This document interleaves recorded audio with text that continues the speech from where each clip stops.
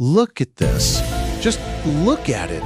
This Roborock S6 has completely given up on life. It's just sitting there, flashing error 4 like it's a distress signal from a sinking ship. I mean, seriously?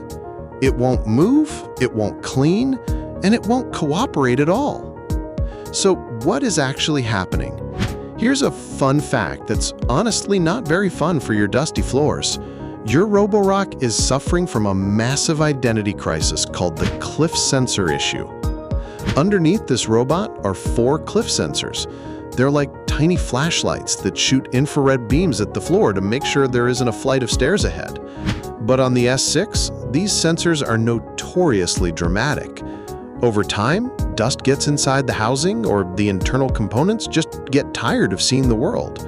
When that happens, the sensor sends a signal to the brain saying, "Stop, we're falling," even when you're just trying to vacuum a hallway.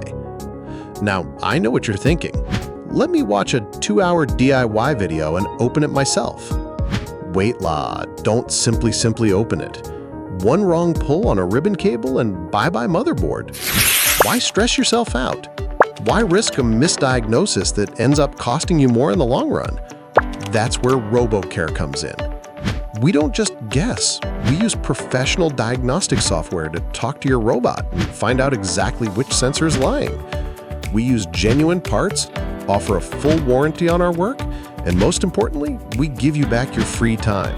Because let's be honest, you bought a robot so you wouldn't have to clean. Look at the difference. This Roborock S6 has its eyesight back. No more error 4 tantrums. It's smooth, it's confident, and most importantly, it's actually cleaning your house again while you sit back and relax. Don't risk a DIY disaster or a misdiagnosis that costs you more in the long run. Trust the experts at RoboCare.